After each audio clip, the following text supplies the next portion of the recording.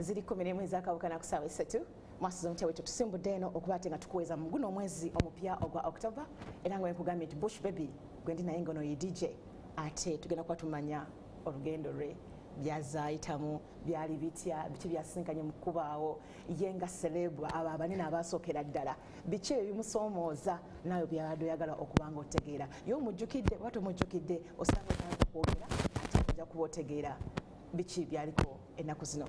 DJ Bush Baby webale nnyo kunkyaza wano owakabi wasusootya ajeeri pozi gwe bitambula bitya si bibi tuyiriba tubeerayo ai no muyiriba nga bamaje webale kubanga oyingidde October mu ngeri ennungi pozi naawe yesebo na buli mulabi yenna yenna yesebo yes nsaba babuuzeeko tutandikire programu yaffe mbalamusiza mwena mwenna gye muli abatulaba mu ggwanga mu Africa pozi ebintu kati bya digital ebintu bya global bali ku mutimbagano ebintu byakyukira mbalamusiza mwena mwenna kansuubire nti tugenda kufuna ekiseera ekirungi nga wetuwayaamu wano wane wali tuyige tunyumirwe omanyi nze nasinga kumanyira ku East African Radio ate aba East African TV bwejja nataka okulaba nga tukola live so East African Radio etandika was it your idea and watuukayo otya okuba nga ate East African Radio ogiyingirawo? idea teyali yange naye ndowooza kankube background ngeri ki gyenve Uganda nengende Tanzania. East African Radio yali Tanzania? Yali Tanzania. Okay. So wenamala nali nkyasoma actually nali nkola course ya journalism mass com. So Uganda Management Institute ndowooza fa abaali mu batch yasembayo course ne scrapping at that time.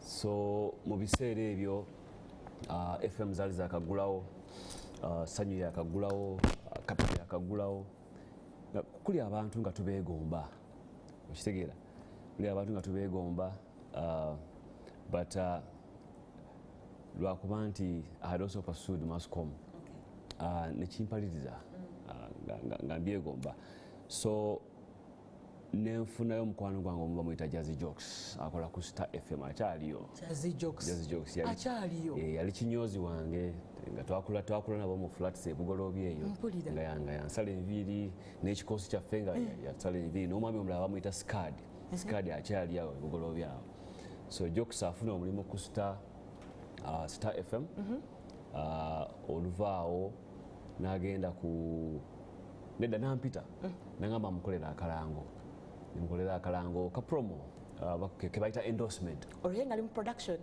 ye nga ali ku mpewo sita wakabinje so nga yasalawo akola promos nedda nga bweziza wano nongamba ndikolerayo akalango ka show yange okitegeera kati bwe nkakola waliwo omwami saunyo bakyali wamuyita Alinaitwe I think John Alinaitwe nga yakulira Radio Uganda nga UBC kali nakola akalango nayingira mu studio nabuuza Jazzy Jokes ani eryo ddoboozi lyani eryo nagamba lyoyo muvubuka yayimirirawo he sounds good tumuteeke ku radio nebampa program ku Green Channel bagita Magic 100 kati nenkikuba ku Green Channel nfuka wakabi emyaka Green Channel nga lulimi kyoro Luzungu ngamogera mu Luzungu nenga tugatta Luzungu na Luganda nitukikuba kati mba ndi awo nkoze emikwano within the Mascom ne mukwano gwange Siraji akolera BBC DW Kiswahili olwo mukwano gwange omulala bamuyita Isaac Mumena mu Tanzania naye he migrated na jene e Uganda kati ngakolera Radio Uganda nga reportingira BBC kati lumu lwali lwa Sunday nkuba yatonye nnyo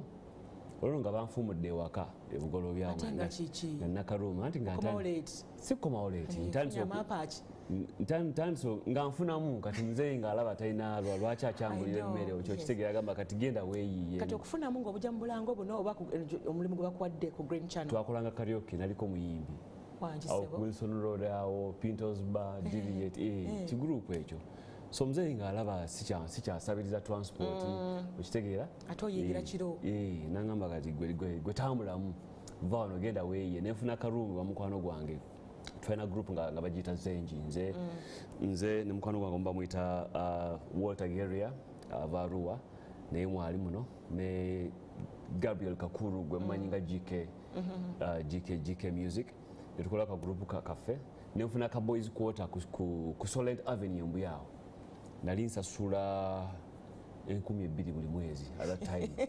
Okay. Okitegeera Zali nyingi sebo zali nyingi so nenga ntambula okuva eyo kujja ku Radio Uganda nakasawo kange kalimu vinyl tapes biki olunga show ya sawa meka show yalinga lwa mukaaga countdown nenga olumu wo feelingira mu muno wabanga taliyo yes na gospel kiraka yeah so eno Sunday jengeno kugamba yakyusa obulamu bwange era nswire eyazaala Bush Baby oba DJ Bush Baby enkuba yatonya nnyo kati nga ndi awo mu karumu kange neboye ebintu ng'omwenge sigala biki kati nga ndi awo nengamba nkole ki nengamba kangendeko ku station enkuba necha nentambula okuva ebugoloobi paka ku Nile Avenue wano kati manyingira gate ya mukwano gwange Isaac Muwena akolera BBC nangamba Michael oli otya koze ndi jendi kyekikulese ku station ku Sunday koze ambadde ewaka nga sina kingola nengamba kangendeko ku station nangamba baile waliwo ekyeyo e Tanzania e Mwanza koze ndi kyeyo kya kikaaki waliwo ayagala okukola radio ayagala ba presenter okyagala koze ndiye tukoze tutya agamba kati tukole bwe tuti awo mu UTV oba Radio Uganda kati bagita UBC mu engineering room mu control room mwaningamu ekisimu manyire ebisimu ebikadde eyo ekyonyola bwodi nonyola bwodi ekyo ekisimu munnange wane Kampala buli yayagalanga okufuna amasimu okuva obweru oba okuba esimu ogende ebweru nga yalinga Kampala's official telephone booth mpulira era nga ngobera n'obudde obwene esimu gy'osuubira okubeera ndani bagamba engineer ngagamba waliwo yakubye okubeera ndani we Dubai yagamba ajja kuddamu akuba essaawa 8 ngwena okubeerawo ssaawa 7 esimu ejje nga wooli kati nangamba nti bagambye bagenda kuba ssaawa bweziti ku Monday mba ndi awo ngenzeyo ku station esimu neevuga ne bannoonya mukulu Michael waliwo akwetaaga ku ssimu nengenda mu control room mukyala ngaali nangamba nti oli otya biki tunoonya presenter omuntu ajje eno akole morning show koze nti I'm interested nangamba osobola tuweereza demo koze nti ekyangu nnyo how soon koze nti nenkya mu lulimi ki Luzungu okay kati nengenda mu studio production nenkola demo eya morning show actually it's the only demo tape voice test je nakakola mu bulamu bwange bonna sidenga mukola voice test yona so ebiseera ebyo nenfuna nga ka tape ka cassette simanyi abaana bena kuziba baba flash kati nekateka ku tape nekateka ku courier service bagita yellow pages nikagenda ku bus eri nekateka nga ku Wednesday ngwena okulinda nga paka wiki ngiyemu katuuke nekagenda sagwa musuubi neninde esimu nejja olwo yakubye esimu ngaakunoonya wano yagamba ajja kuba ssaawa 9 nembeerawo esimu nejja nagamba why we love your voice we love your vibe esanyu kati awo omutima pressure esanyu buli kimu byonna bigatte nengamba kati tukoze tutya nti when can you come cause encha you working anti kati you excited nanti tolina contract eno Green Channel yali part time okay but yali internship actually internship nenga we hadn't signed anything contractual sina passport olomba ndi wano mbakakasa nzija ncha sina passport otyo nenga I'm just excited so nibangamba no we like the demo jangu tomorrow come nengende wa muzeyi wange he's among the pioneers of private security companies business ya private security bali bagita Nile Guards at that time nga offices ziri wali ku Nkuruma Road awalinga I think Crown House nga atulawo ne mugamba muzeyi waliwo ekiguddewo nga ndifuluma eggwanga nkoye nti ki waliwo yampise Tanzania ogenda okukola omunagamba va wano naawe malira budde lwaki nayogera bwatyo anti kati ebintu ng'ebyo babirabanga tebisobola kubaawo tebizimba tebisobola kubaawo omulinga bayaaye nga baagala tubeere ba dokita tubeere ba lawyer naye wasoma masco okitegeera tebabiraba abo nga tebabiraba we batyo okitegeera so nangoba sebona yangoba boy nangoba nengende wa mukwano gwange Isaac Meya ne mugamba kati omanye ekiriwo bagenda bagambye njagenda nca naye sina passport ate nga okufuna passport mu kiseera ekyo this is 98 okufuna passport ndowooza wane Uganda that time engeri systems ingeri zaali zitambuliramu ndowooza n'okugenda mu ggulu nga kyanga kikwanguyira okugenda mu ggulu kikwanguyira okusingako okufuna passport ya Uganda at that time okitegeera so nenfuna endorsement y'ebbaluwa okuva mu USPA olani agikuwa oyo Isaac because I was a member at that time so wanfunira ebbaluwa eyo neŋŋamba naye lindako ntera okulaba abasuubuzi naddala abakyala tebalinya baasi bagenda eri ku Port Bell waliwo emmeeri waliwo emmeeri neninya taxi tezalinga taxi at that time bwalinga buddudu nga babuyita buddudu butaxi webera drone salamu drone mumakati ekyo ekisigadde ye dudu butika bantu nga bameka bantu nga bamusanvu oba bataano naye kalinya nengenda Port Bell kati waliwo immigration department eyo simanyi oba ekyaliyo nemubuuza omukyala ngamba nemubuuza nti nkoze nti njagala kusala ngende Tanzania naye sina passport agamba nedda leeta akafaananyiko tujja kukuwa temporary travel document kipapula nenvaayo oba ni eyampola ssente oba niyamba ssente omusaala gwe bakuwa ku Green Channel nga teguli sustainable kati nengenda ku Diamond Trust waliwo omukyala alina photo studio awo ekyaliwo omuyindi ekyaliwo nebankuba akafaananyi naye nga obufaananyi obufuna obuyindamu ndowooza ennaku ziwera ndowooza negative nga balina zitwala Nairobi bazoozeemu kyokka ababosi babagambye enkya obufaananyi ne bujja naye nfuna akafaananyi nenzirayo eruzira nampa ekipapula nenzirayo waka ebugoloobi twali tubeera ku block 31C3 nendaga baganda bange bannyinanze ngenda ne batandika okukaaba lwaki ogenda lwaki okikoze ogenda kubeera nanyi nenzirayo bamuzeeyi nemugamba omanyi nze nakigadde nze ngenda tema naye ngaemmere bakubwidde emala bbanga kikumaze emmeeri nja bikubuulya kasooke tugende mukuwumulako tukomewo n'emmeeri eyo ogituddemu otuuse ye okutuuka ku mmeeri kyali kyetaagisa ki otugenda okuba nga tutandikira katugende mukuwumulako mukwano tovaawo tukomawo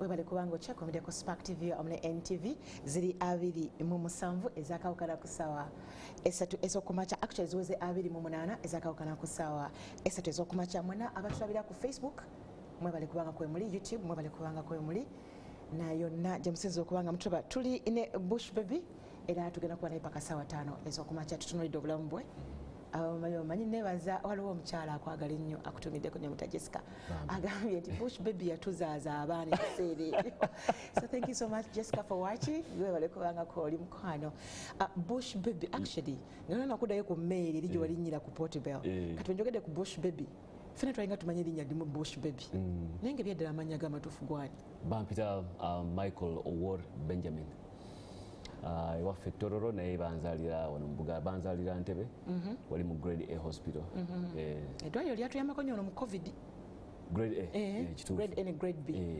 so gemannya agange so mama muganda mama Munyole ava Butalejja taata Mujapadola ava Mulanda mu kitundu kya Bufono Opondo family yemu nnene bwetyo ngazi so oluganda olujjawo dukba obudinda bwoti nazaalibwa mu Buganda twasomera Buganda era ewaka nga twogera olwo naye ennimi ezo ez'ewaka zo nzimanyi njogera ennimi ndowooza Oluganda ndumanyi Oluswayiri ndumanyi olulimi olwange ndumanyi ennimi ez'engulu eyo ggulu lira kati njiga olugwala kati nduyigala kuba gye nawasa Olusoga ndwogera Olugwere ndwogera Olugisu ndwogera bannange Uganda yonna ogyogera kyenkana tuddeyo ku lyato lyaffe so ninye Kaddudu ntudde Kameme kocha akabina awo tanzukiza Kaddudu so ne baŋŋamba nti mmeeri esimbula ssaawa 10 ne bantekamu ekintu ky'okukuuma obudde ze ssaawa 8 kutta akasaawo kange kaboyzi kwota kange ne kakwasa muganda wange kati ali kata ali ku kyeyo alikata nemulekera karumu kange na buli kimu ekyalimu every property nembimulekeramu saa 8 ndi wali eruzira Mary yali akago oba MV kawa sijjukira bulungi ne batika nange njiwalampa nengenda waggulu mu kiseera ekyo waliwo abaana bangi nga Abannakenya n'Abatanzania nga basomera eno so kyali kiseera kya holiday nga baddayo nenkola emikwano abamu nga bamanyi bampulizako ku Green Channel saa 11:12 awo Mary ng'esimbula tutusaawo ziringa saawa nga 5-6 makati g'ennyanja tonakyolaba enzikiza ndyeyo waggulu I broke down nentandika okukaaba kikyate kati nga katolo ntya nebuuza eno decision gyenkoze gyeri oba amaziga gennyini eno decision gyenkoze entuufu I blacked out ngenda okuzukka bwakedde ndengera ebiyinjayinja kanembuuza abo Abatanzania ebyo ebiyinjayinja biriwa zalinga saawa kati ziringa 3:00 awo 3 zigenda mu 4 ne baŋŋamba eyo Mwanza nemaa kati bbanga kiri tulina okutuukawo neŋŋamba like 2 hours netutuuke Mwanza abaali bampise nga banninze ne bankimako VIP gye sitalabanga ne bantwala mu ofiisi nensayininga guest book biki ne banteeka mu hoteri mandi awo mu hoteri nanyini business yali minister mu mulembe gwa Benjamin Mkapa omugenzi Benjamin Mkapa yali president at that time I think najja nankimako motoka yakabi minister tewatya kankana kati oli mu kintu naye nga tokitegeera kwaba minister yasitukidde ddala kitegeeza nantwala ku studio gwasokera ddala of course when I went on radio Uganda ebintu nga bikadde bya colonial bintu bikadde byuma bikadde wali gwe gwasooka okulaba ebintu bye tuyita state of the art ebyuma nga byakabi nankyaza mulimu amawulire mulimu nga olaba Nation Media Group bagita Sahara Communications ng'eri Mwanza balina radio za Luswahili kati waliwo radio gye bayina ng'ebroadcastinga Voice of America kati olwamala okumpa trip tour naŋŋamba kati radio yino njagala omuntu agiprogramming naye ng'ekola mu Luzungu njagala tukole radio eyakasooka okubroadcastinga mu Luzungu wane Tanzania wasanga ekola mu lulimi ki yali ekuba Voice of America back to back syndicated so nga tebalina local programming neŋŋamba kale kijja kuggwa neŋŋamba kale ogiragiramu wano ngenda kuzayo mu hoteri nenzikirira yali flat kalina nenzikira wansi ne mu newsroom nensaba essimu nenkubira sister wange omukulu akolawo ku UMI nemugamba manye ekintuuseeko nakoze edition ya breakfast bankwasiza radio station thank you kyebalengera okubuuza bakwasa radio yonna omuntu azenga presenter yes nenzira mu hoteri nenzira notisi zange eza journalism biki nemprofilinga radio station ki programs buli kimu that night enkera nemugamba radio yino njimaze nfuse piddi kati nagamba this is nice this is very good naye ngamba tulina ekizibu temwogera Luzungu eno gamba no leeta abantu kubira abanno leeta banno nempita abantu nalina mikwanawo yali Monitor FM at that time Power FM nayita Abannayuganda nga 18 nemagamba mukole buli kyekinasoboka munye Mary mujje Mwanza ne bajja to cut the long story short radio netugituuma Kiss FM ekyaliyo yasooka it was the first English broadcasting platform e Tanzania ekyaliyo ate ng'ekuba national nene kagere mutukula ng'etuuka nga batuwuliriza so that is 99 netuyingira millennium awo we bagambira nti computer zigenda kwekyanga n'amasimu gaveeko gakwokye mba ndi awo kati awo erinnya nga ligezze bush bedding simanyi bali avaawa sijja kulimba sirina story tolina story ya bush baby sirina story gwe ulabuzi nga okuta bush baby simanyi gye lyava wekanga wekazinga gwe bush baby ninga brand nekwatirayo ddala ebya serious emmotoka zetuyita taxi ono baziyita daladala eri oba baziyita matatu e Kenya ebifaananyi byange bako ebiri erinnya kati ngangezze ngaziye akasente tonakoogerako eno wazenga presenta wali oyogedde ku sente akasente kaali ate bw'otuuka eno kaali kalungi ate that time ndowooza akasente ke Tanzania ngo ogubeera mutwalo okuyisamu emirundi egi okufuna egya Uganda kati oba ofuna akakadde oba ofuna obukadde 5 do the maths kati mba ndi awo around 2001 akasimu ne kava e Tanzania nayina akasimu ka mobile phone nga bwakajjaawo ka Siemens simu ngevuga and I was like, is this Bush Baby cousin? Yeah. My name is Rodney. I'm calling you from Dar es Salaam. I'm the proprietor of East Africa Radio, but I'm planning to put together a regional, media powerhouse and to call it is you're killing it. Lwaki tojja cousin D. Na Toby Risa. Sibi Risa. Dar es Salaam ngana najisomangako obusomi mu history mu geography. Ngamba kati no yambuza when can you come? Nisoka neneruma ekirimi awo nagamba actually why don't you come today cause and how kyakufunira tiketi y'ennyonyi ove Mwanza kuba manyi okola wantu sagala ate olinnya ebbaasi ove Mwanza ojje tukigale cause and kale nene mugamba kanzije enkya olwo passport ofunye nakomawo between that time 99 2000 2001 nakomawo nefuna passport ngeri legit kati nengene Mwanza Precision Air gwe gwasooka okulinnya ennyonyi naye sirinnyangako nnyonyi neninnya ennyonyi ne tulanding e Mwanza ne bankima mu Range Rover experience yali etya ennyonyi gatta sikiri awo nti nga kyanjawulo ku lyato of course kyanjawulo n'obudde obeera n'amalo naye togalaga Bush Baby serebuweri okitegeera so ne bankima mu Range Rover yakabi era gwe gwasooka okutulako mu Range Rover ne bantwala mu hoteli yakabi ne bampa VIP service enkeera ne bankima ne bantwala ku station huge multimedia conglomerate bajita IPP media amawulire balina amawulire like 11 newspapers balina TV ziringa oba mmeka radio nyingi East Africa Radio is one of them guy nanambuza nampa ekirooto kye nagamba I want to create a Hot 97 Hot 97 is one of the big stations in New York nga nagamba kyekirooto kye kyagala okuzinyira abavubuka mu East Africa so I'm happy nti ozze kasimanyi wa offer gyengenda okuwa ojagikiriza nze olwebya offer nga mbiriko ndi eri Dar es Salaam kibuga kigazi kirungi abaana banyirira abaana bawarabu nzanze obalaba ate byeru byana binyirira bina byogera Bush Baby tebinantegeera awo kati so nangamba nti contract yino sigenda ku negotiatinga gwekitalawo nkusasula sente mmeka ate waliyo contract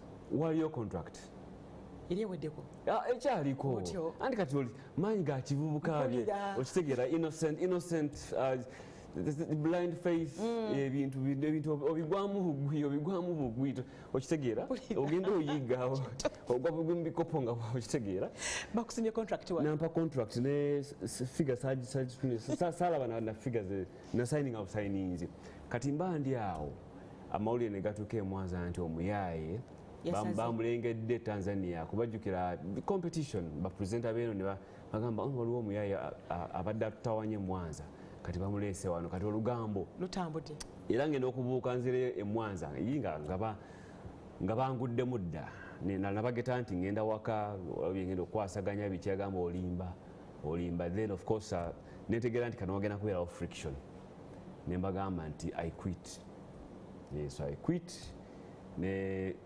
nembasasula sente za notice okitegeera kati ngenda direct e Dar es Salaam yabona genda Dar es Salaam direct ne banterawo ku mpewo kati mandi ku mpewo abasajja ba immigration ne bajja n'akafaananyi bwange ne bagamba mu Luswayiri kati Oluswayiri nga ndogera bulungi ne bagamba nti yeggwono koze nti ye nga tukusaba ojje naffe ne bantwala ku immigration nga ninga gwe bawambye kati ne bagamba wano wakoze omusango mu ggwanga wamenya amateeka ga immigration wavudde eryo omukozi abadde akukozesa olina pamiti ye nina work permit akuwaabidde omusango so twagala tukole ki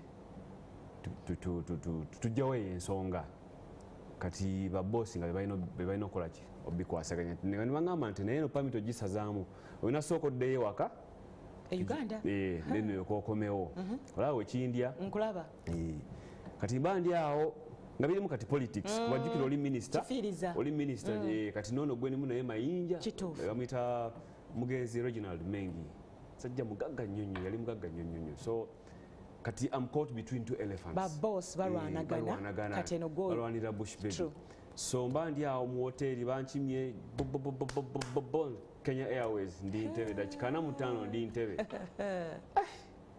tuse Ntebe ningamba ntandikidde boss tamanyi teri amanyi by the way teri amanyi nenkoba wano ku Radio Uganda musajja wattu nenkuba essimu ngamba maye kyantuseeko tugenda kikwasaganya kati boss nangamba I'm flying to New York nenja kudda like oluvannyuma lw'emyezi 2 but during my stay there waliwo abantu abagenda okucoordinatinga okomewo mbandi eyo Osama nabombinga ki New York 9/11 kati ennyonyi zonna nga ziri grounded ng'alina okudda akwasaganye ekintu nembeera wano e Kampala emyezi gyalinga 3 yala nezinkuba ng'okuba musota ku kyalo yala nezinkuba akyali bange ne bansekerera awo wali omanyi okikubye okigadde okitegeera negenda wa muzeeyi natulira mu passport yange normally bateekamu ejected rejected okusazaamu ezo visa oba persona non grata naye bateekamu buteesi exit nengamba ekitegeeza nsobola okuddayo nengamba nendaba muzeeyi wange nemugamba omanyi ngenda kusaba kintu eki nfunira transport nampa ssente nengenda ku the Winton Road nensasulira akamba bus saawa nga 10 netusimbula nga nkuba essaala nengamba kyenjagala kasitantuke Nairobi njagala nkrosinge nga mukama nyamba nkrosinge namanga border just kasitanji crossinga bwete nja kusinza paka lwenyi olongo yagala kugenda wa nzira ya Tanzania East Africa Radio IPP Media etutuke e Nairobi saa zalinga 10 netukyusa basi emenya nengoloza nfanze nga omulamwa kutuuka kituufu so netuke namanga netucrossinga bagainga bamanyi bush baby unasemaje mambo vipi we mtangazaji bora bichi safari njema just like that pressure katefu ne pressure ne crossinga neninya basi kati basi yalwaoko tutuke Moshi neyononeka basi yononeka nga tulina okulinda basi endala eve e Nairobi ebatikke bayise etuze jukira ndo okuva Arusha Moshi paka Dar es Salaam eringa coast Tanzania nsi nnene nnyo ngazi so ntuyinda basi yajja saawa nga 4 tusimbula ntuse Dar es Salaam basi zisanga 8 tozanga lwala omusirikale ajoloza akimye gwe saawa nga 8 ogw'ekiro nefuna special hire awo nezijukira lwo mukwano gwange gwe nali mbeerako naye abeera mu kifuba kiyita Mikocheni nemugamba nipeleke Mikocheni ntwale Mikocheni netuzunga nga noonya gate eyo nga ngezaako okujjukira eya mukwano gwange kati nga njagala ngende wa mukwano gwange mbeerewoko kati ninjoke ngende ku station kati mba ndi awo nemugamba gate yeeyo netugenda netukonkola gaga bamuyita Dani gulawo Dani nga taliiwo naye kati zigenda mu saawa 9 10 Dani nga taliiwo naye nezijjukira nti eno gate wenagibeeramukko woba oli muli munda osobola okukola ki ogiggula nengamba Kampala mpa ekisenge kino oba banankuba akasaale bankuba akasaale okitegeera era wenawalampa ekisenge nenzigulawo gate neyeggula nenkwata emigugu gyange abatanzania balina bantu bakakkamu nnyo they have a lot of humility owa taxi yandabanga embeera ereeta nangamba tofaayo kireke kanze kasita tosasula kasita nkutuusizza kati nenetoola ennyumba ya gayi nga bwenkoko n'amadirisa ennyumba nnene wa gayi nga taliimu kati yalina ka laundry room mwoleza engoye ebikinga kaggule nensika ebintu byange nembitekamu omwo nalina kaleesu nga nkebise nga kampewo nenkala wansi awo otulo siddangamu okufuna tulo tulungi ngaotwo wakuba otulo otwo botulo kanalina ka world receiver ka radio kati nibwe kati nga nkataddeko era nga nteze East Africa kati kumaca nnyo saawa nga 12 ngenda okulira omuyaaya ali ku radio ali kumpewo neŋŋamba wakiri waali okitegeera so nemulinda saawa 4 najja naggulawo nansanga nga ndi awo mu lubalaza ntu neŋŋamba bush ng'alinga alabye omuzimu wazeddi wazze otya nga tofaayo njagala kintu kimu boss gyali ku station koyent ye gyali nga tofaayo kankomewo nenkuba omugu nengenda ku station manyingira office nabako nno senyako omazoni nabakusenya wa kati nenyingira office ya guy nembita mu security biki nenyingira office ya guy ali ku meza ye bwati nga Bush, how are you? Welcome, have a seat, karibu sana, pata kiti. In fact, I was just working on your travel arrangements, you know, but nengenda kufunia ticket yokomeo, ibintu twabigonze zingamba no problems. Nemugamba njagala kukola. I want to work. Nataka kufanya kazi.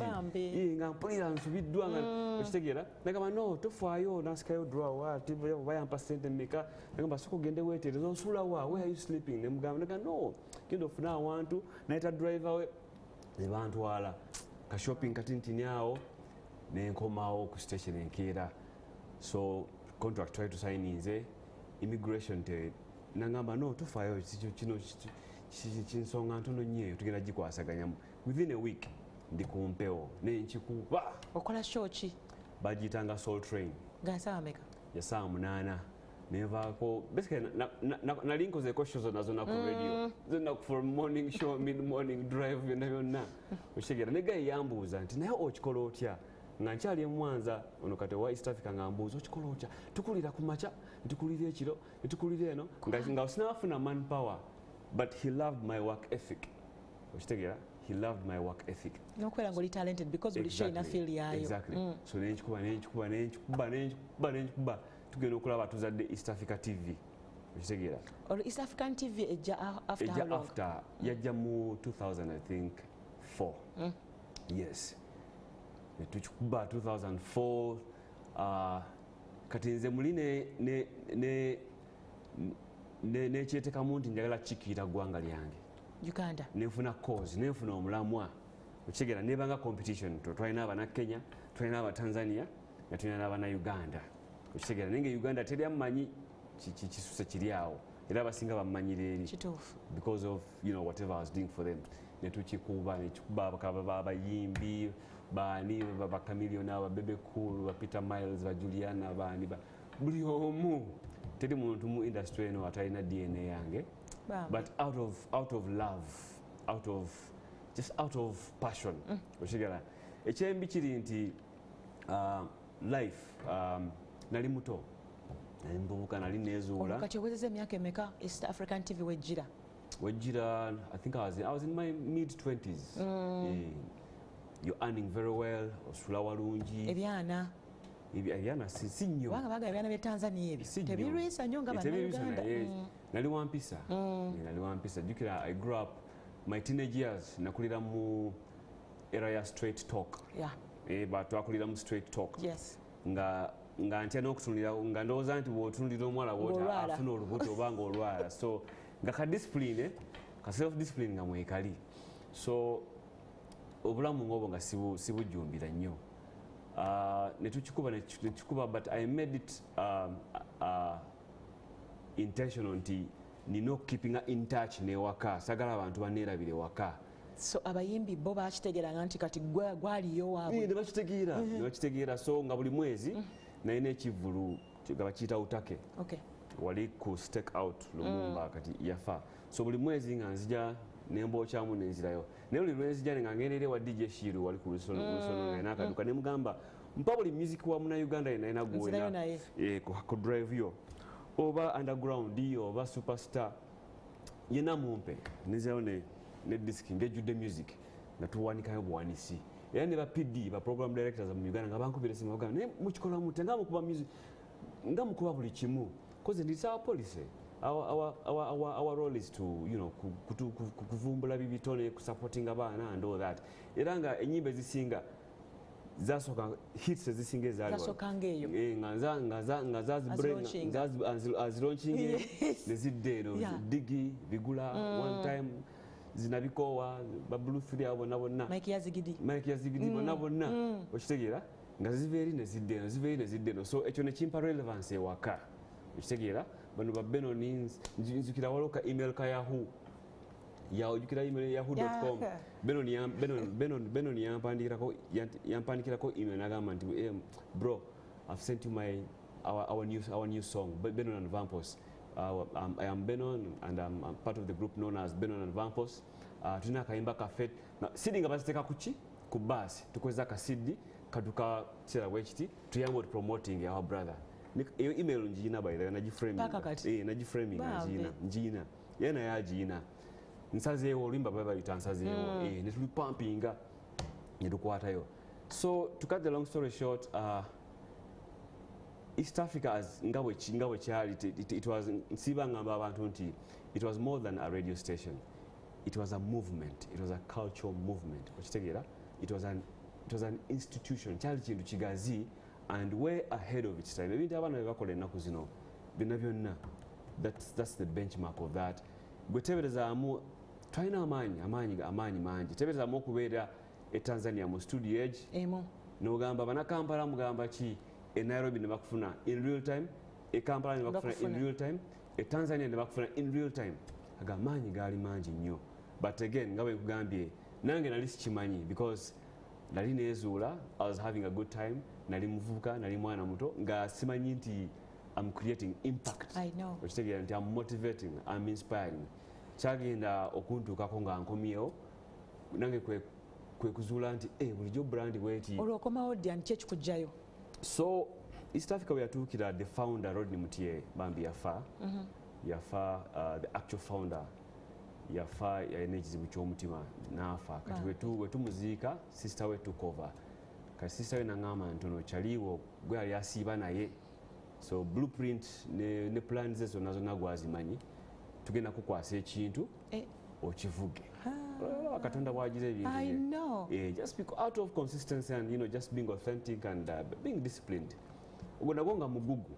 So nevuga radio ngaze station manager nze program director. Yes. Then net TV nga nkolako show. Okitegera, but I was also a producer on TV. So naine emikisa mingi nnyo nti I had a lot of field of play. So ogenda ku radio, so ogenda ku production, so ogenda ku TV, mawulire, okitegera. So when ayingira awo ate nga bampadde obuvunaanyizibwa omulimu ne gwongera nga sagala ku disappointinga. Olwo entalo ezibaawo kubanga for example oli mugwira oli mu nsi. No, politics abeerayo. Politics abeerayo zijjukira Abatanzania abava ettanga wali eddogo lingi nnyo. Baagala nnyo ebintu by'eddogo. Superstition. Bayogeranga mu corridors twafunanga omusaala nga bagamba nti ng'ajja afuna leave nga bagamba nti bagenda ettanga bagenda twala erinnya lyo simanyi bayiteeke ku ntaana simanyi ly'omwana omuto simanyi biki bakugobe bakudiportinge bibeeramu office politics. Tebyakutiisanga ebyo. I'm not superstitious. I'm not superstitious. I was not raised like that. So bakuwadde station ne bagikwasiza mu mikono gyo. Bakoza station kati awo togobyeyo ku bantu olese babo. Sinagwe nagoba kubanga abantu abasinga like for example sinagwe nagoba instead naleeta ndifuna Abannakenya ne bajja ne nenyongeramu Abannayuganda. The most famous one was Dennis Busulwa is a lawyer. Mwali manyinga Sebo. Mamuyitanga Sebo. Twakolanga naye Friday Night Live. Oh yeah. Every Friday naye asigalayo. He's a lawyer. He's based there. So netuchikuba. So because it is a private company, it's a family business. I grew through the ranks very fast. Ekyali kisigadde kwe kugoba nanyini company mu ntebe ye ekitasoboka. Nanyini company. Omuganda tiva mu ntebe. No, as in back promoting nze wena wena. Ogezo ogula mu ranks. Exactly. Kati ngekisigadde gama nanyini business va mu ntebe kye. Business jinkwasizete. Exactly. But also over time I grew homesick. And then also nga sola kulana njagala ngule ku ttaka. As a foreigner eri nga sinafuna mulamwa gudde eno nga njagala ntandikewo ka business eri okitegeera kubanga mmanyi nti awo kino sigenda kikolera forever, so ka backup plan okitegeera twagala nakukyusa amanyi ofukedde mu Tanzania okitegeera katugende mukuwumulako tugenda kuba tukomawo n'ekitundu kyaffe ekyokubiri ndi ne DJ Bush Baby tutunuulidde olugendo lwe ebintu baagala abantu bakole akole ate nga naye alina bingi byalubira. Tovaawo tukomawo n'ekitundu kyaffe ekyokubiri.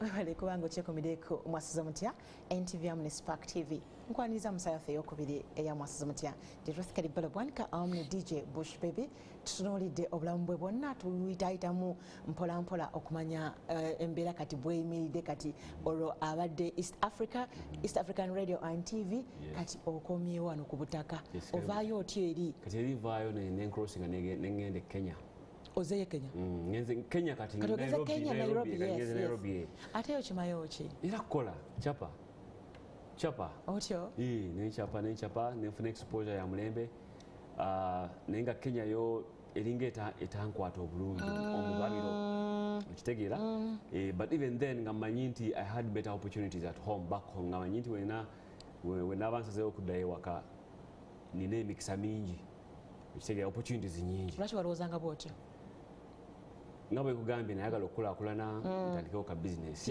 akako ngula akataka but being a foreigner so kintu nakyo kizitoya obwongo so nensalawo nenkomawo Uganda nakomawo Uganda of course tekyali kyangu in a sense that abantu bebakola ku TV bebakulira ku radio bebasoma amawulire balina engeri gye bakuwanika kituufu nebirabira nti nawe oli muntu osa oxygen ekitegeera okola ensobi you have bad days sometimes you're broke olumu ebintu bigaana olumu kikulya so wenatuukira Uganda nga bo abantu bawanika red card yange gamba Bush nga takwatika kumbagayo oyo nga taso mu governor oyo nga takwatikako oyo ekitegeera so it was a double-edged sword. It was a blessing and a curse at the same time and si kye kintu kyosobola okuva nonyonyola omuntu nti nedda tutule tuteese naye oli yakiteeka mu 20 Bush Baby wa bbeeyi bamanyi gwe serebu tolina kubanjibwa nnyumba tosobola kugula tosobola kubeerakawo nga tolina mwadde ataso olina buli kadde ng'olina so I struggled after coming back kubanga nga buli omu antya teri agala kumpa omulimu lwakuba alowooza agenda menya bbanga ate nga tebagala bakutya so nekindyamu awo naye thankfully again ewaffe batuyigiriza okuyisanga abantu obulungi as long as you're part of the community always yisa abantu obulungi be humble yisa abantu obulungi okitegeera so naye n'emikwano gyesasobola kumenya kati olw'obudde naye bambeererangamukko of course tosobola genda ng'olanga ebizibu byowabamu babifuula nsonga so gye emikwano negimbeereramukko then awe nalimbeera ne sister nga omuto anzirirako naye yali yakava e London ng'abeera sides ey'eruzira nampayo ka shelter nembeeramu awo I got my footing twatandikawo ka company katono awo ne mukwano gwange netukolayo show nga bagiyita Double XL yali ezanya wano ku NTV nayo nefuuka ensonga nayo kati olwo nno kati ng'ewaka banzikiriza kati nkomyewo okitegeera olwavaawo olw'omukwano gwange bamuyita Bill Tibingana the programmer namusanga Garden City awo nagamba jangu ino ku Vision Group nali nkyali independent nagamba jangu ku Vision Group waliwo opportunities nyingi nanteekamu nze yali part of the team abali vampinga XFM mba nkyali awo batandise Urban TV ne baginkwasa channel y'abavubuka ogwo nebeera phase ndala ate eyo kiggala okitegeera kati awo nga nkomyeyo waka butereevu awo nentereera kati newaka pressure netandika owasaddi badenzijaawo tikakati awukomyeyo naye tubaleeta mu Tanzania oba owasaddi ozaala ddi kuba nze mu balenzi mubavubuka nze first born oba nze asinga obukulu mu baana bameka mu kika ewaka tuli baana bataano I have two half sisters and one half brother then one sister gwe tuva naye mu lubuto lwe lumu so pressure nayo netandika so tulage ku mukyala tulage ku baana twagala ku bazzukulu kati awo embeera endowooza y'obuvunanyizibwa kati etandise emyaka gy'amalala kati okyali wa sister wo nkyali wa sister so nansanga omukyala musanga ku nnyonyi ng'olaga waati era nga nze Tanzania kuba kyeyo olwano ku Urban ate era ozeeyo banange ayagala Tanzania mulimu nga bampise waliwo akalimu I think yali Uganda High Commission nga banga celebrating independence day, so ne bampita ngene mbasawula omuziki. So kunyonyi kwe namusanga ebirala byagwera mu mpeta. Mukyala nga Muna-Uganda Muna-Uganda. Okay. Muna-Uganda. Nasiima sivviyo. Nasiima, twesiima. So olwava yasiima sivvi. Yasiima manifesto. Okay. I like that. So wamala okuba eri ekyeyo mwasigala mu communicating? No, nagenda weekend nenkomawo just. Yeah, we stayed in touch, went out for a bit, got to know each other. Ngenda ntukola okwanjula ya Arua. Ne bankuba fine kuba twafuna omwana nga tunaba bankuba fine awo bazaali ntemeka sijjukira naye nga tulina omwana omu omuvubuka mulenzi era abantu bangi beebuuza nti bambu alina emyaka 12 kale 12 tuli kuki myaka 12 nga mingi nnyo mingi saakati ona babana nga bana olindaki discipline just mutibataga mu discipline nawe bush baby discipline ate yaja ogatawo mathematics ne economics okitegeera nenge emundu ekyaliwo kati osobola okuddamu okufunayo ku baana abalala tomanya mukama byonna bya mukama. So Abani ogirimu awo ogivaamu ddi? Abani ngivaamu around I think 2016-17 nembeerako independent consultancy kati olunyingiri nawo consultancy ogaziye studied extensively about consultancy kwa kati ngandaba there's a lot of experience, a lot of knowledge, brand yezimbye.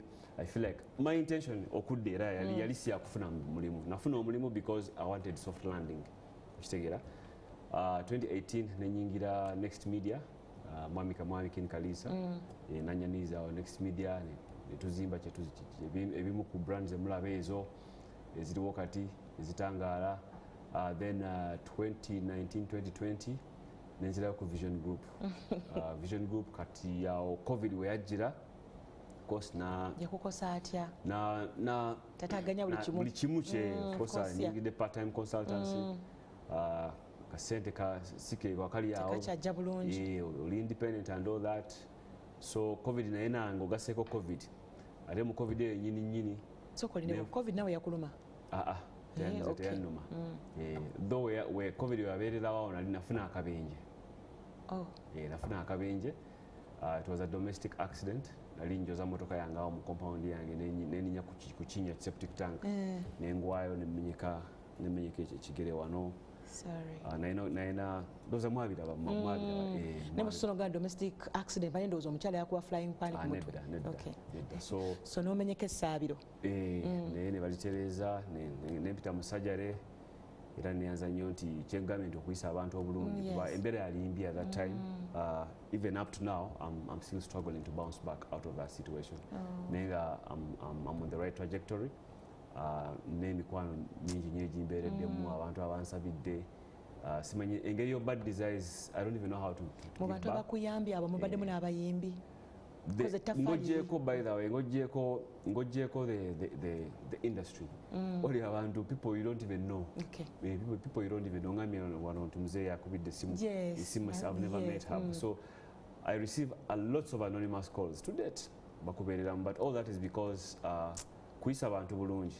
Of course wakikolanga otya ku femu kye walina okusigala ng'oli humble. So again engeri gye bankuzaamu, number one, nze nayingira industry with an intention not to be famous. It was a purpose, mulamwa gwange kukuzuula kitone kyange, kukuza kitone kyange, but era omulamwa gugenda gugazibwa kati ekyange nkikuzizza kigezze nsobola kikozesa okuyamba bannange, nsobola kikozesa okuyamba abantu abalala era gwe mulamwa gwentambulirako up to today okitegeera. So ekya fame is nothing okitegeera. Then being humble na banyiriza okubeera humble. Nze golaba nze ennaku ngimanyi naye simanyi bwavu, simanyi bugagga. Ennaku mbeera ennaku iza kiringa budde bwa mbeera, it's like weather. So kubanga olunaku waddeera kuba tolina ssente, olunaku waddeera kuba bakukyaye. Ennaku ngimanyi oba tolidde emmere naye obwavu on the flip side obwavu like obwavu poverty tolina muddala sikimanyi then n'obugagga like on the extreme tobumanyi sibumanyi so family zinakuliramu be batuyigirizawo nti wekibeerangawo kiryoke kibanga tekiriiwo kiryoke then also sometimes kiryoke ebintu obutaba okay so ebintu ng'ebyo binyamba ng'omuntu okukontrolinga ebintu ng'omululu era wemba n'omululu gwina we gukoma wembanga ngambye nti nepimidde nti akakadde kamala sijja kudda ate nkwate mu bukadde 8 okadde 5 ozimba omutima akasajja mu nsingo so balancing that it takes deliberate discipline ate siri muntu ayagala nnyo ocomplicating obulamu nze gwolaba nze wano I'm an introvert okunzijamu emboozi unless we are talking about a conversation I'm very familiar with nagamba producer wejuzi yali twalitwogera ku simu nemugamba nze simanyi nakwana really kunyonyinga wasobola kunyonyinga wasobola ye yankwana sinze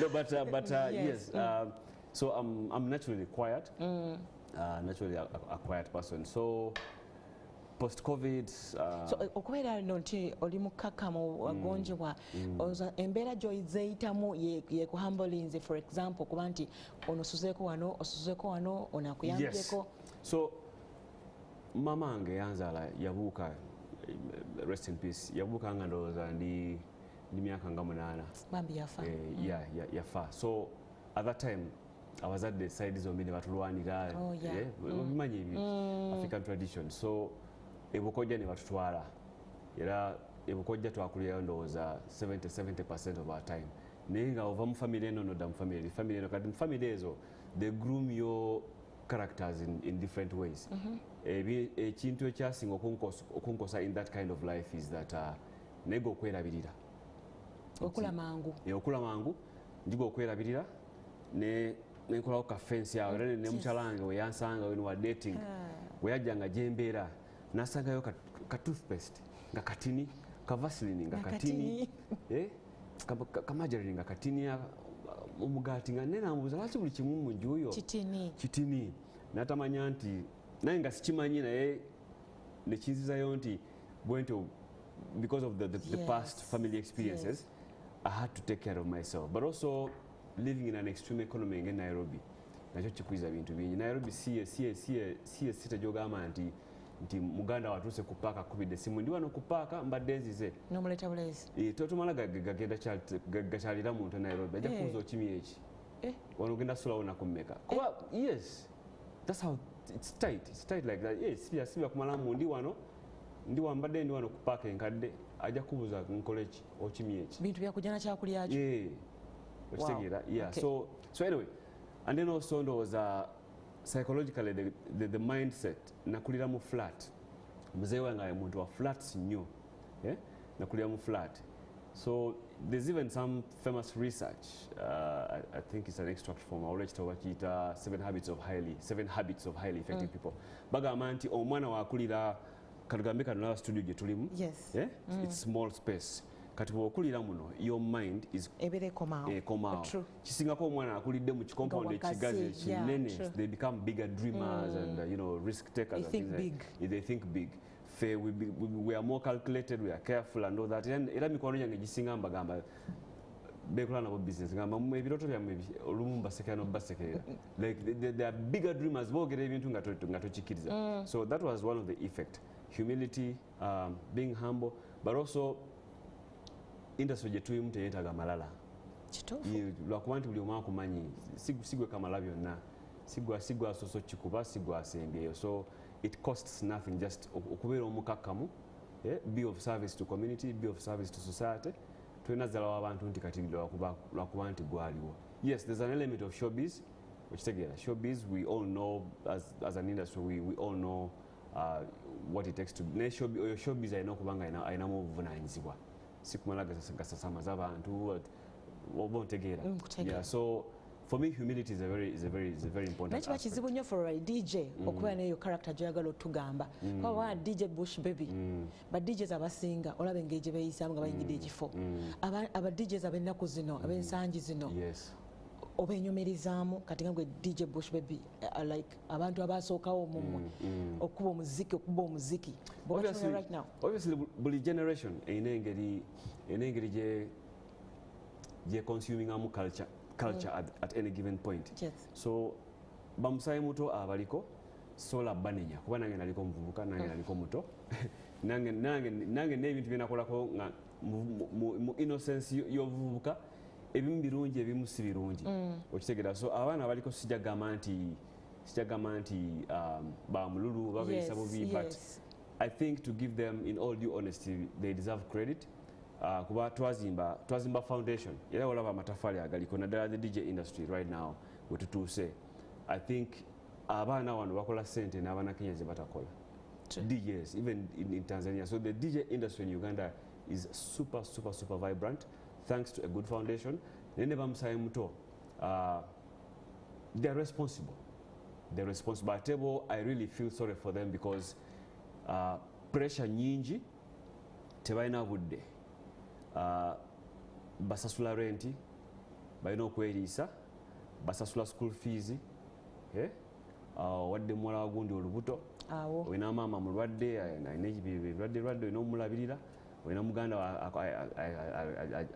semester olina omusasulira, okitegeera gwe kenyini olina okwerabirira. So kyovala ekiro omwana akube mu bifo nga bina asobole okugattagattawo okitegeera. Naye the beauty about it is that industry nayo ekuze nti now mulimu opportunities nyingi ng'ogyeko nti you can stick to the traditional role of being a DJ nti otakula butakuzi bisowaane biki okuba CD biki. You can be a manager, you can be a promoter, you can be a lawyer, you can be within the same space egaziye nti mulimu opportunities nyingi anti kakati bayinza okuba tebalina ideas ezo kati nga bw'ozireese kati nga DJ Bush Baby otaddewo embeera y'okusobola okubayambako for example naddala abo b'oyogeddeko bamusayi muto. That's the reason we are having a conversation like this.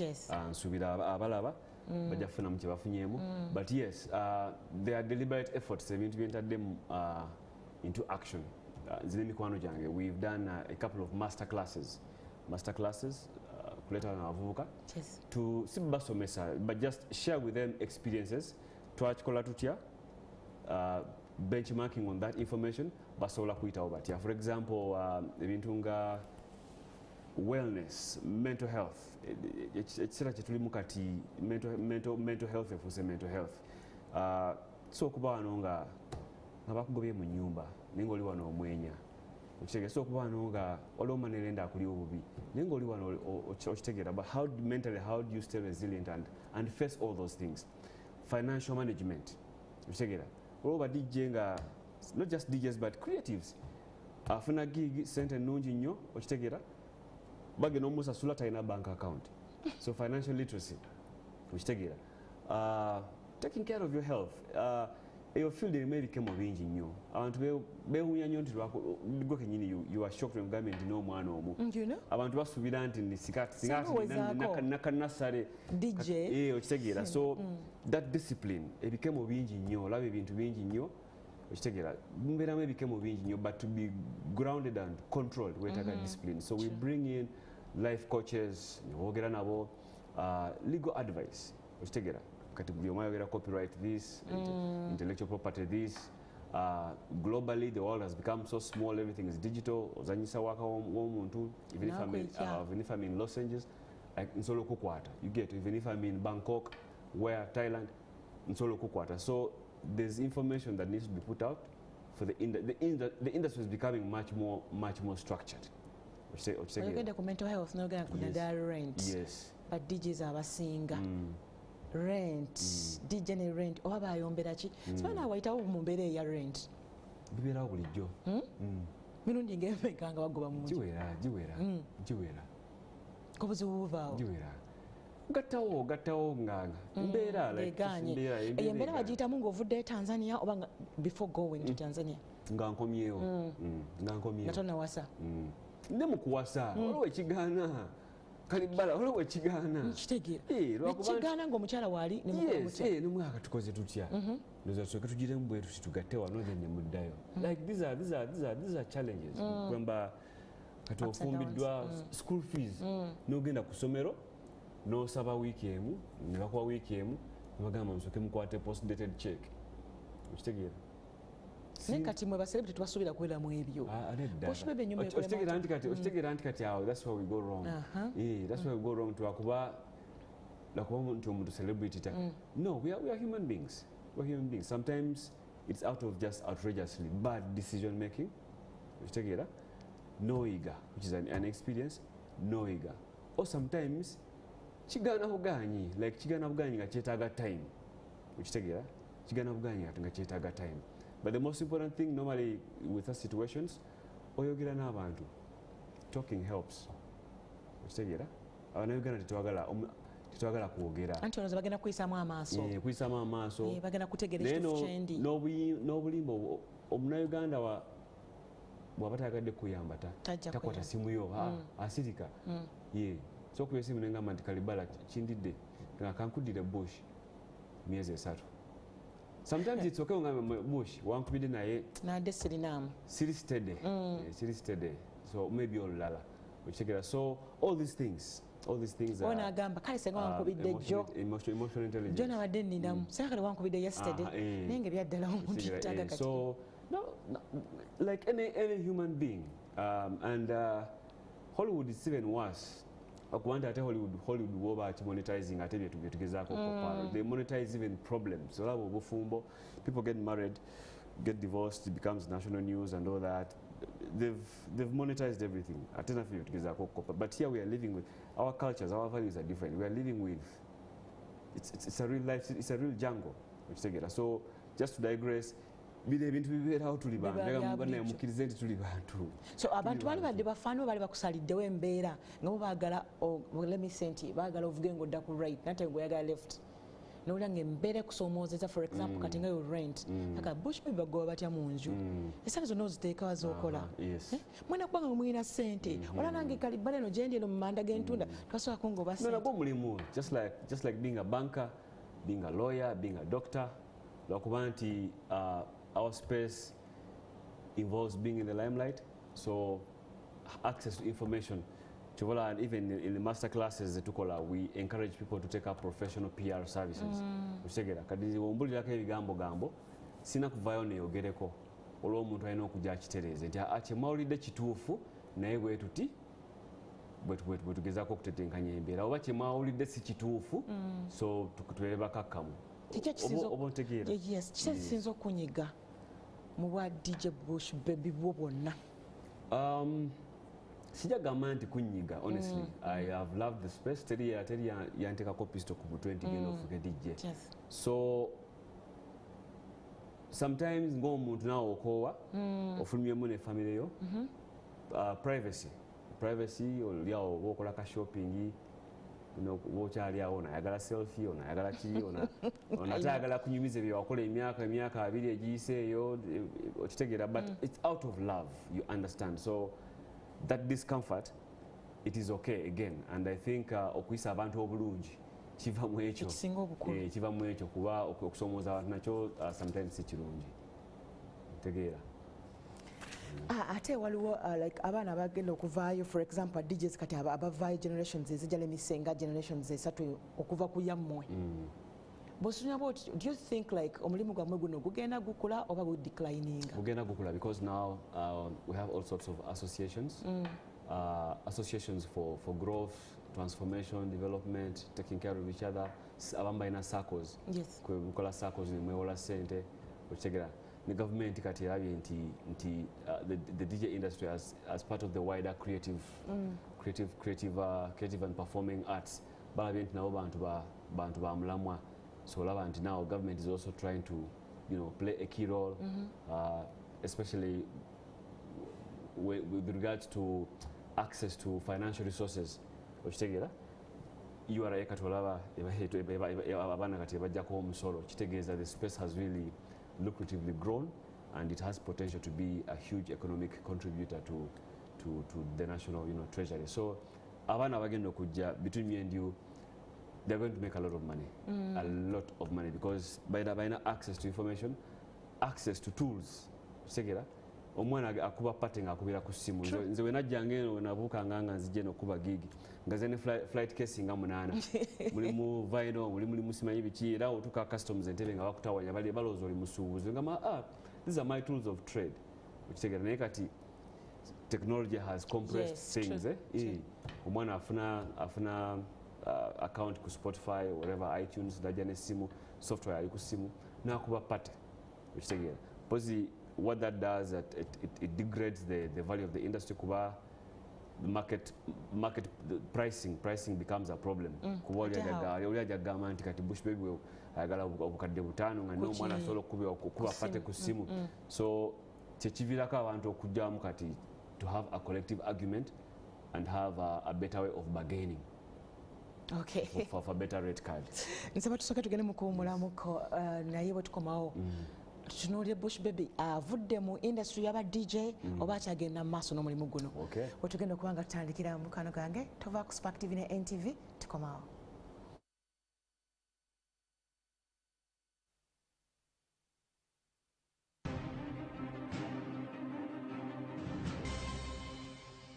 Ziri Nyakitundu oli ku MwasuzeMutya ku NTV amuli ku Spark TV, YouTube gye tuli ne Facebook. Mwebale kubanga mukyekuumiddeko ndi Ruth Kalibala Bwanika, amni DJ Bush Baby. Tutambula mu bulamu bwe nga DJ kyonna gyatandikidde n'owuliddeyo. So wetugende mu kuwumulako nga ate tutunuulidde oba DJ akyabulimu oba yabutadde.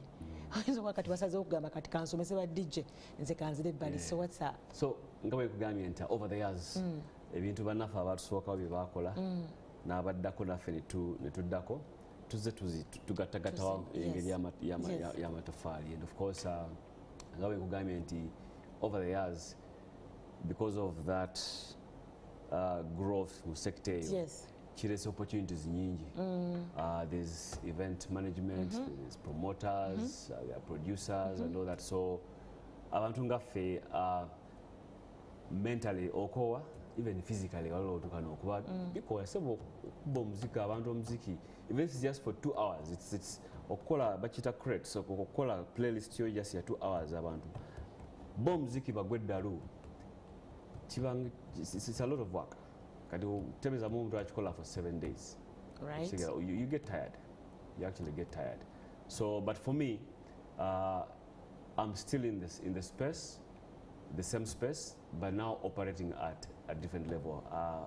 I've since again, like I think the last 10-15 years, nafuna obuvunanyizibwa bwa manager, talent management, managing talent, and also support in business management processes. Kwegamba tugenda tugulawo enzigi for the young ones. Tetusobola kusigala mu ndongo. Kati naye ebintu bye tukola again tulaga abalya bamusabe muto nti tekikoma mu kuba ndongo kyokka nti you can be a brand ambassador of a brand, for example. Ogona go mulimu guliisa okitegera, you could be a goodwill ambassador, you could be bintu bingi nnyo, you could be a consultant. So space egaziye mulimu opportunities nyingi nnyo, and right now I position myself as a consultant. Okay. Because experience nyingi okitegera emyaka mingi gye mbaddemu. But of course it doesn't stop me from learning. True. Yeah, that's so. Talking about abana abato, like the young DJs. Abo emyaka gye walina ng'oli muvubuka waliwo ensobi zewakola nyingi oba oyinza obutaba tewakola nga nsobi, waliwo ebintu byewakola nga weegendereza okufuuka kino ky'obadde kati okuba nga sobola n'okusigala nga tukyakwogerako. Abaana bano abato ba DJs banasobola kimaintain nga bamuze mukikutte? I think they can, and honestly sigamba nti omanyi kati ekibuzo ng'ekyo kiraga nti the space is bad. I don't think the space is bad. I think the space has improved. There are so many opportunities. For example, in about a week I receive about 3 to 4 phone calls okuva mbazadde baga nti Bush nyamba okulungamya mutabanyi wange nyamba okulungamya muwala wange kitokyuli ekyogera okulungamya olw'ensonga nti omuzadde ono akkiriza nti ogwo mulimu gyeguli naye kati mwe mwabeeranga mulimu gwabayaayi mutegulio kati nga gwe Bush baby olina okulwana ennyo okulaga muzeeyi nti si gwabayaaye nga teweyisanga muyaayi so nkijja eri gye tutandikidde nti mulamwa focus discipline consistency not just to disappoint but for your own good okitegera for your own good so era ffe abakirimu we are comfortable nti bano betuhandinga over the next batch betuhandinga over the torch and the industry are going to do a good job ate bagenda kuganyulwamu nnyo okusingako naffe ekiseera kuba ffe twakingiramu for passion number one nga tukyegomba nga nensasula is not something you really worry about okitegeera so for them even tulaba ebivulu wano kati embaga tebakyahalinga bayimbi aba DJ ebivulu we've seen events here headlined strictly by DJs nga tekulina muyimbi okitegeera abayimbi now it's the other way around you can correct me if I'm wrong it's the DJs who are handling even that space pushing their work out so kikulaga nti that space has evolved over time okitegeera for me to be able konkona boardroom see onangamba push jangu tunyoka chai nitogera business that is a milestone okitegeera kati abaana bayingira nainanga dreadlocks dreadlocks nga bagamba oli muyayi naye kati oyingira boardroom obona nga ayina ebiviiri ebimyufu nenga ayogera sense he's pitching a great idea you understand so I think we moved away from there's been a mindset change naddala mu bazadde but even at society at large kirungi okulaba DJ nga avuga ku motoka ennungi azimbye aguza akataka agambye nti alina akafaamu tuli bangi nnyo like we visit each other we motivate each other nogamba olaba gundi alina ka business nange kankolewo bwe kanjige nkoleko bwe so my thinking is bamusayi muto abaliko kati they're making money on average sikiwa nti DJ omulungi kati osomufuna wansi wakakadde ndozera batandika I'm not sure sijja kuli no like I'm telling you DJ omulungi kati takawansi wakakadde takawansi wakakadde so do the mathematics so kyetulimu kati ffe abakulu is just to again learn from them and also feed off their energy and continue opening more doors for them. Nsobi chizo wakola nga oli muvubuka ng'otandise okufuka so aziyita nsobi there were experiences of course ogezaako okunywa nolaba nga tebikuwoomera nogezaako sigala nolaba nga tebikolera nogezaako ofuna ba girlfriend nga 8 nga stress just okwekuba okubeera omu okitegeera so nsobi za kutoloka ewaka kutoloka ku masomero bakugobye bangobako naye saagala boarding bangobako Manjasi High School ne bangobako Egombe nga basabula kiboko bali Gombe SS so youthful energy but thankfully nti bazadde bange I came from functional homes I'm blessed nti I came from functional homes olwo abantu nga they come from dysfunctional homes nga you have to okwekuza yeah so n'abazadde balina ensobi ze bakola naye nga we choose to look at to learn from those mistakes and become better members of society so I'm pretty much still in the same space advocating for better opportunities for them experiential engagements as a matter of fact nga 8-9 olw'ekivulu kye tulinawo ku motive awo it's called the Afro Street Food Festival ekwatagana na driving Uganda's economic growth agenda through agriculture so olaba kati ebintu byetwogerako kati okitegeera kati so kulaba how again young people through art through entertainment kuba food yennyini as an industry it's also art okitegeera so okuŋŋaanyagana amaloboozi and make agriculture attractive because it's the backbone of our country okitegeera so and we need to unpack it in more exciting ways than how government communicates those policies and all that so ebivulu ng'ebyo we offer consultancy but also technical support and actually production naliko mu maaso ga kamera ne bintama nzirako emabega okitegeera. So I'm mentoring, I produce, I direct, I guide, tukola marketing ne tuyitibwa n'ebi ideas, the concepts, say no, left, right, center. So nkyali wa mugaso to the industry. Bana bangi betusomesezza almost, I think almost like 90% of the current faces ngojjeko you my age mate. Basinga bayise mu ngalo zaffe, and we feel very proud balaba nti they are achieving things that we thought were impossible. Okitegeera.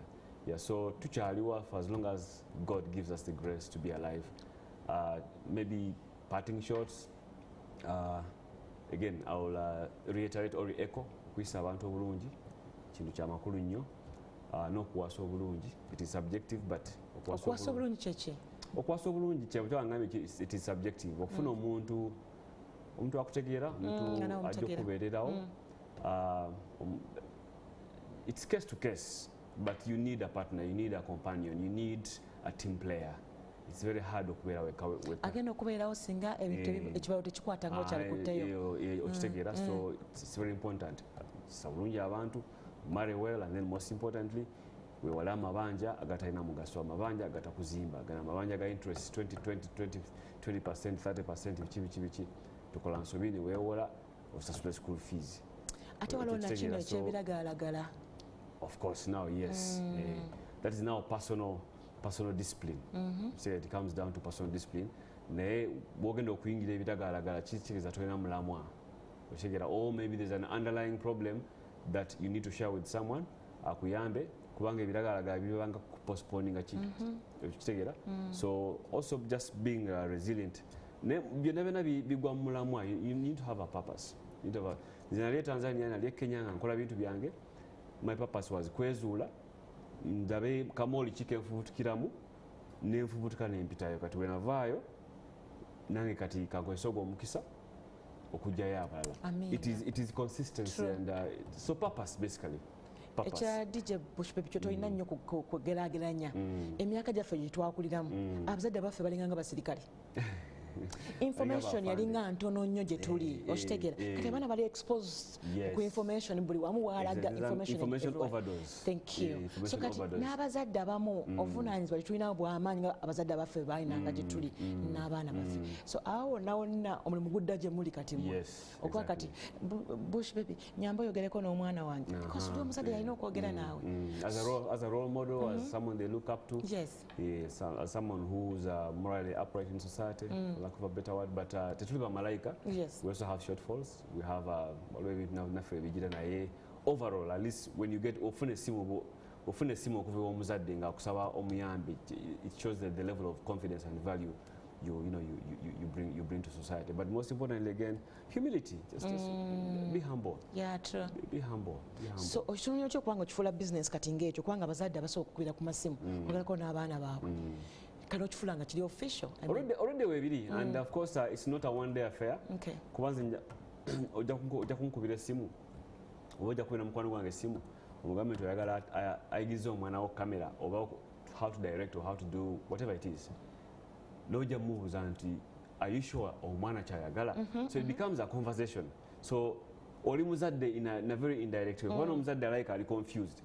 Kati alabanga mufo ky'okumalira obudde simanyi semester biki kankubire DJ Aluda omwana amukwate naye Aluda ajja kubuuza siganye obudde mbuyina biki naye are you sure omwana wo omumanyi buli kyayagala? Osooka kubanga oyagala yingira ebigoma ye nga ayagala kulunda bumyu. So it becomes a social conversation, and that is why this industry should not be taken for granted. Tuli bantu babitiibwa, tuli bantu bavunaanyizibwa.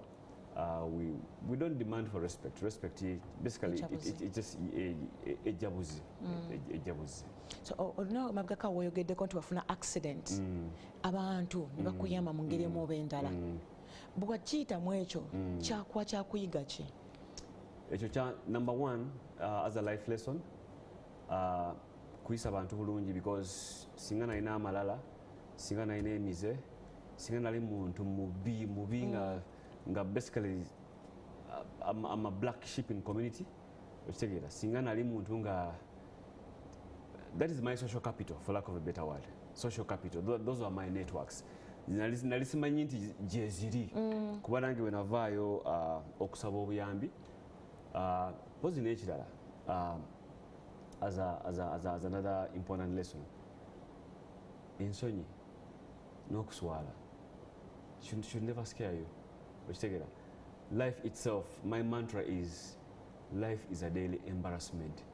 Wilozuka bwoti enjuba nevaayo kuba kuswala ogenda kuswala, so kati bagamba nti ojja kuswala oswaza biki. No, life itself is a daily embarrassment. Bulijjo oswala to progress to where you want to.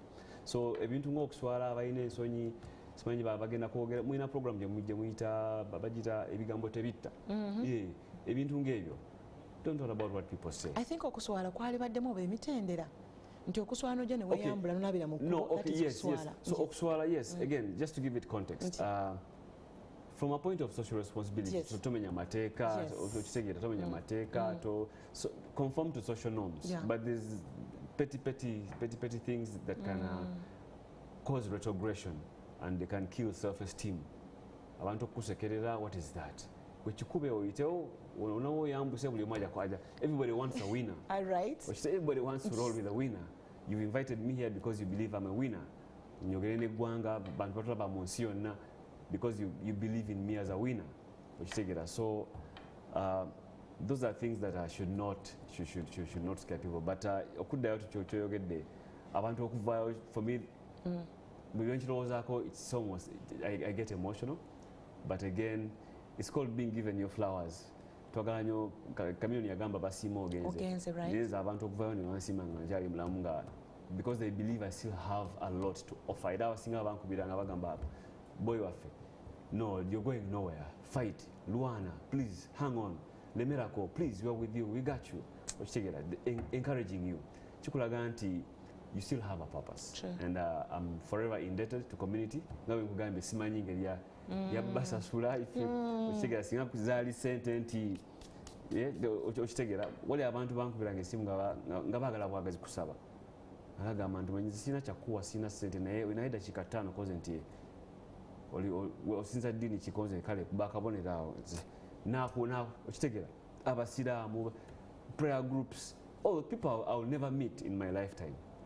I don't know how that happens, but I guess there's something right. I've done over the years with my life. I'm not an angel, sidi malaika. Sometimes I offend, sometimes I disappoint, sometimes due to circumstances you let down people, but it's human. Sometimes it's very okay for certain things not to be okay. Abakyala abasinga kasomula omwami alina obuzibu takyesobola ngosika mu maaso anti emikono abatayita mu mikono mituufu olaba nze nakuzibwako ne jjajja, yes, ne jjajja yanayitako mu mikono za jjajja. So that level of discipline which the current generation lacks, it's sad, but again it's up to us now to share that knowledge. And ne jjajja yakuzaako okulidde mu makambeka nampa amawolu lumonde nga nnyo gawa n'ekyayi bw'olina mambuluga lumonde nnyo gawa mu abaana balina mambuluga okitegera muwogo omuceere ogwafiseeko awo n'akuba ebiraka awo n'akuwa breakfast. Yes.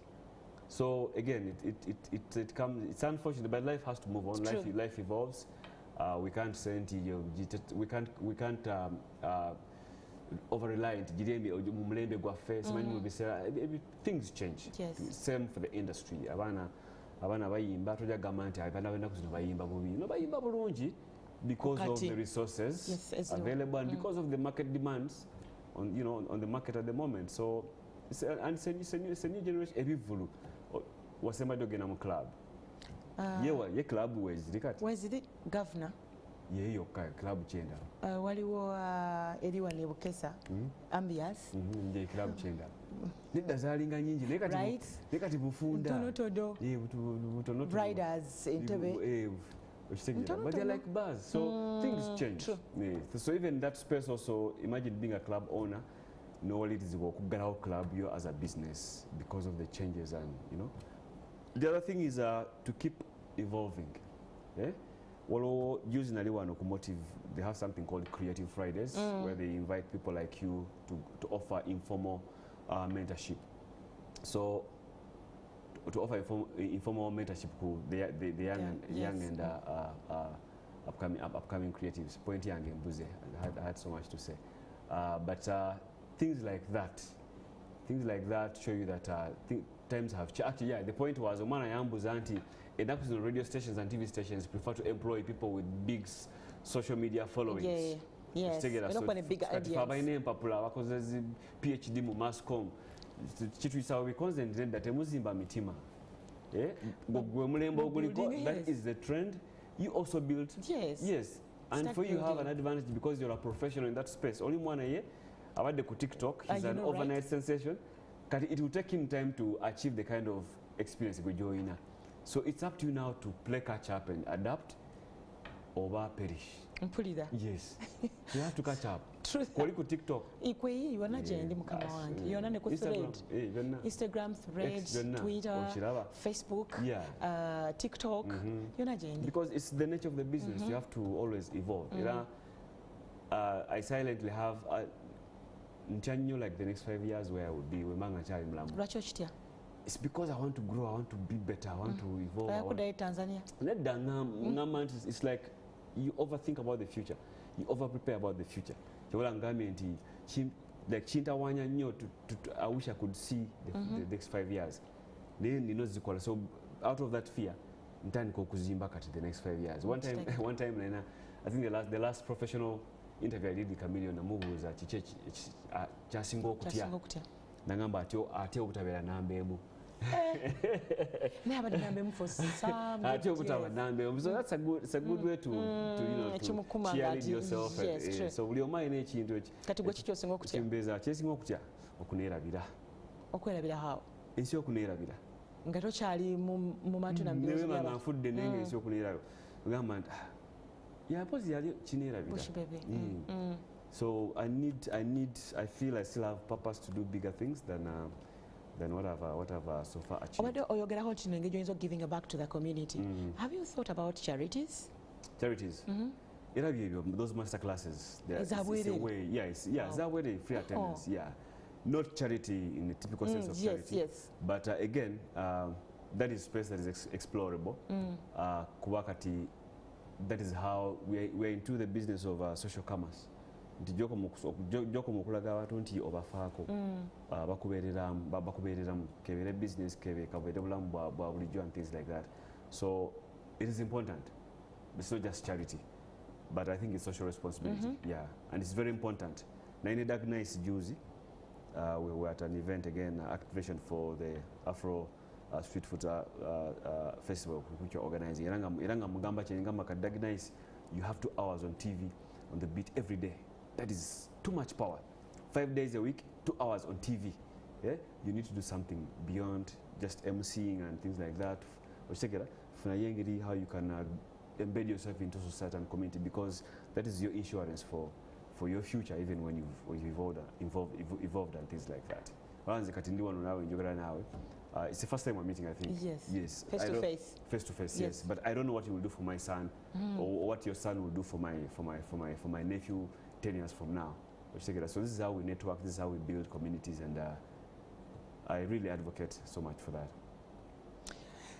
Bush baby. Yes. Kati waliwo ebintu ebimu ebyo happening naddala kati nga mu Uganda, for example, badijeza abamu waliwo nyingi zibalina kuba. Dola sometimes emikono gibeera tight. Nti olulimba tulukuba. Oyo artist tonna muzanya. Blah blah blah blah blah. Ozo tekigenda balemesa okubanga. So that mindset has to change, and again it's up to the young generation to do that. Kubanga we need to develop a mindset of collaboration over competition. Ukitegera? Tekigaana nti nze mba n'ekivulu ku cricket oval weekend eno ne dijo mlanga n'ekivulu somewhere. Tekitegeeza nti we compete. Yeah, competition is good, but again, much as we compete, we all offer different products, we all offer different services. So rather than promote competition, I think we should promote what?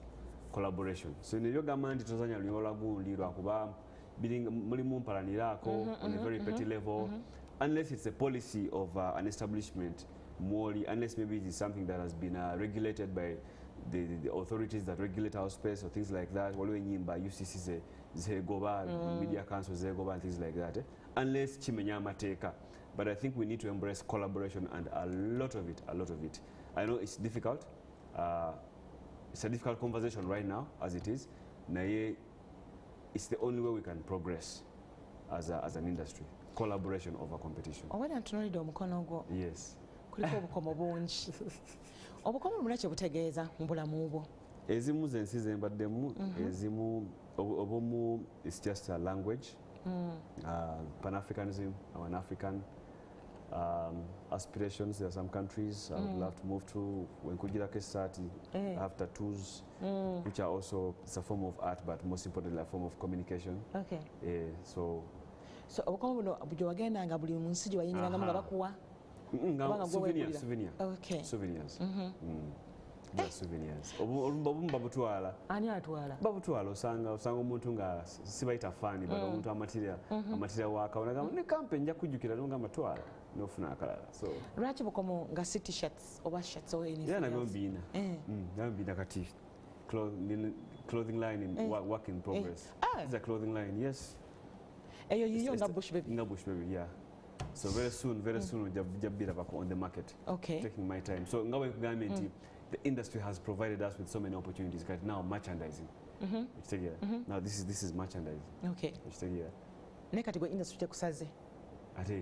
Ate kubanga tubasobola nga olina ne clothing line and everything. So abaana baffe tumbe nga tubawa obubaka obwo abanaddala abo abato abajja. Right now yenga kola sente ya leero. Sente ya leero. Engatto. Namba engatto epangise nyumba namba. Naye nga enchata ajja gamba ate kati sirinaamu. So embeera ngeeyo. So nga tumba wumba. So sagala bantu kwepimira na kwegerera. Have an outrageous dream like the American dream. The philosophy of the American dream, Chigazi, it's not defined. So you can have like 50 cars, 100 cars in the compound. That's your American dream. Yes. You can take people to the moon or to the sun, whatever. That's your American dream. So don't limit your aspirations, don't limit your dreams, don't limit your ambitions, and keep showing up daily. Leo ensensiwe kuba panchi gwe nchaja ngoji kube blow. Okitegeera. So kulemerako no matter into ya mifumbi. Exactly. So omukyala tomutumiddeko nga tugalawo. Omukyala bataluli Oluganda. Alutegeera naye ajja biraba. Okay. Ajja agenda funa screenshot ntindo zabifunye na dakati. Nga tuwumba nga 8 mbajjukiza Afro Street Food Festival motive wali mujje collaboration mujje tu mulimu okunyumirwa naye most importantly n'okuyiga. Yes, n'okuyiga. Kale neyanza nnyo akaddeko twali DJ Bush Baby. Omukyala mutulabire nnyo n'omwana ali so lonely. Mumulowoozeeko. Kwa muli babiri kati yali nani azanya nani? Ali kusomero kati. Akoma yaga kubeera waka n'abantu. Ayina emikwano, ayina bakazi ni ayina. Abo mikwano ayagala wuwe nga nawe bakuzaala ne banno. Lwaki bakaka nnyo? Lwaki wotonazaala ozaala ddi? Woba ofunyeyo omu oyongerako ddi? Banaye sijja kusukawo wano njagala bagaza olunaku olungi mukama bateremu omukisa mbeera bye bigenda okukola tusinga olunaku olw'enkya. Stay blessed. Bye.